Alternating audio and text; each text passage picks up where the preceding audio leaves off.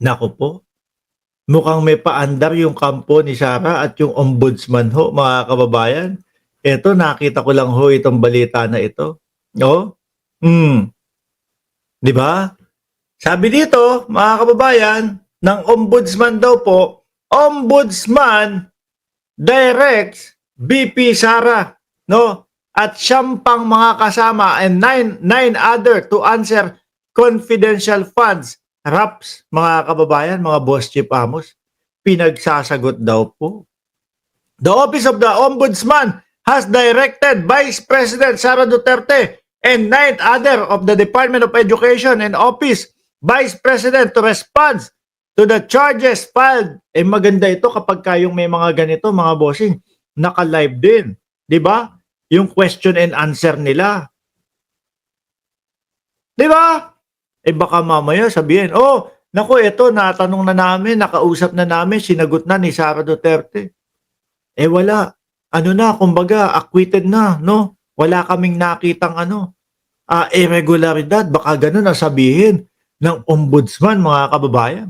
Sabi dito, in an order issue on Thursday and furnished to GMA Integrated News, the ombudsman gave Duterte and other respondent 10 days from receipt of the order to file their counter affidavit together with the affidavits of their witnesses and other supporting documents. No, failure to file counter affidavit within the aforesaid period shall be deemed as a waiver of respondents. Ito, nakikialam na yung ombudsman. Ang iniisip ko naman ho, mga kababayan, eh baka may plano itong mga ito. Ano ho? Alam niyo naman po kung sino yung nandyan, mga bossing. Si Martires, no? Kabrad ng dating Pangulong Duterte. Sabi ni Eva Narita, agenda yan nila Martires. Oh, Martires po, no? Martires, oh yan, agenda nila Martires para di siya makasuhan pagtapos ng term ni Martires. Hindi, ang nakikita ko dito, mga bossing, syempre, di ba? Doon sa Senado eh. Oh, sa Senado. Tapos dito, ay wala, okay na dito sa amin. Wala kaming nakitang irregularidad itong Office of the Vice President at itong Department of Education. Malinis, no? Ngayon naman, pagdating na sa Senado, kung yung ombudsman nga kinler na sila Sara Duterte, ano pa ang dahilan para ituloy natin itong na to? Itong impeachment na ito. 'Di ba? Failure to file counter affidavit within the aforesaid period shall be deemed as a waiver of respondent rights to submit controverting evidence, and the preliminary investigation shall proceed accordingly. Kailangan maganda ho, mga kababayan, talagang ipanood sa mamamayang Pilipino yung mangyayari dyan na question and answer. Ano po, baka sabihin na lang sa atin, oh, wala na, no? Okay na dito si Sara Duterte, acquitted na. Pagdating sa Senado, sasabihin sa atin ni Chis Escudero, bakit pa natin itutuloy?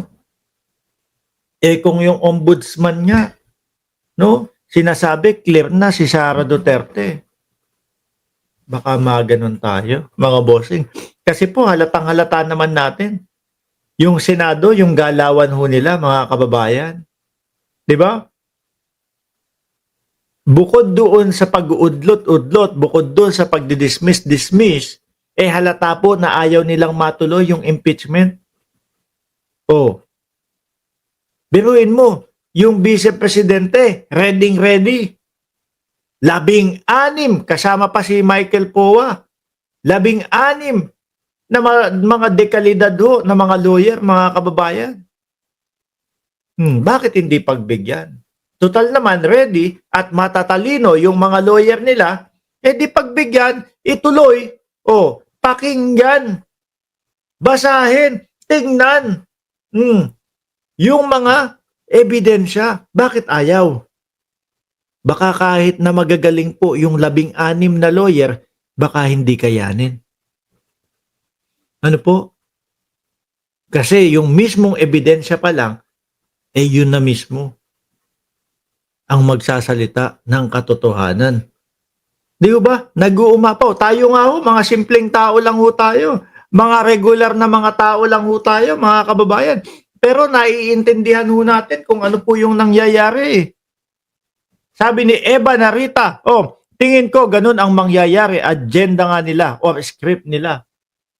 Sasabihin ng ombudsman, okay, clear naman pala itong si Sara Duterte. Clear sa aming ombudsman. Ngayon po, pagka yung umpisa na sa Senado, bakit pa natin uumpisahan to kung ang ombudsman niya sinasabi, clear na. Ano pa ang gagawin natin dito? Di ba? Naku po. Bantayan natin yan, mga kababayan. Matyagan po natin yan. Lalo na, yung si Martires, alam naman po natin na DDS yan. Kabrad ni dating Pangulong Duterte yan, mga bossing. Di ba? Kaya kailangan malinaw po at lagi nating susubaybayan itong mga ito. Baka palusutan lang po tayo ng mga ganun. Di ba? Sabi ni Marijo, kaya nga kumuha ng 16 na abogado kasi matibay ang ebidensya. Diba? Tsaka ako kung 16 na abogado ho, sasabihin ko pa sa inyo, halika na tuloy na tayo. No? Wala nang atrasan to. Ito, ready na kami. Bakit mismo parang ang nakikita pa natin, ang Senado ho, ang pumipigil, mga kababayan, sa pamamagitan ng mga pag-delay-delay nila. Hindi ho kaya natakot doon sa banta ni Sara Duterte? Baka para sa kanila yung bloodbath? Kaya yung 18 ho, mga kababayan, na mga senador, ayun, ibalik na lang daw po, no? Questionin ulit, tanungin daw ulit, mga bossing, yung Kongreso. Balik natin sa Kongreso, tanungin natin kung interesado pa sila, kung okay pa sila na ituloy itong impeachment na ito. Yung mga congressman nga ho, mga kababayan, ang nangungulit Bakit ang tagal-tagal? Bakit pinapatagal pa? Bakit hindi na umpisahan agad yan? Di ho ba? Tapos sasabihin nila, gano'n, ibalik muna natin doon.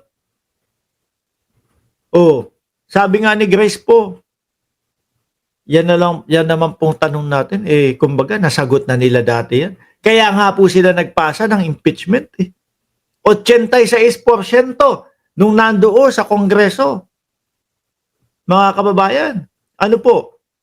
86% nung lumagda po doon sa impeachment, lahat po nakabalik. Idagdag mo na dyan si Congressman Benny Abante, mga kababayan. Lahat po nakabalik.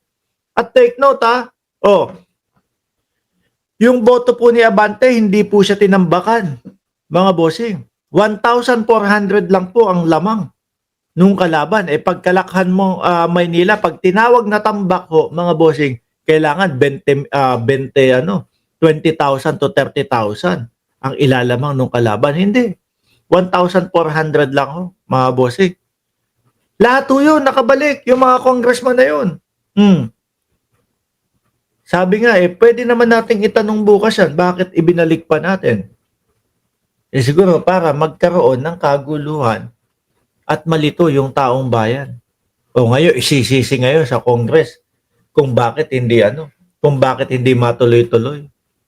Sila itong udlot ho ng udlot, mga bossing. Di ba? Tapos pagdating ng araw, eto na. Balik na, Senado. No? Tapos biglang sasabihin ng Senado, bakit pa natin tutuloy? Clear na nga yan doon sa ombudsman.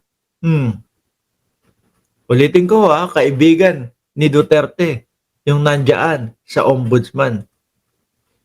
Sabi ni Bim Adriano, ano yun? Lawyer na? Ano yun? Sabi, ano yun? Lawyer na? Senador pa? Hindi pwede yun.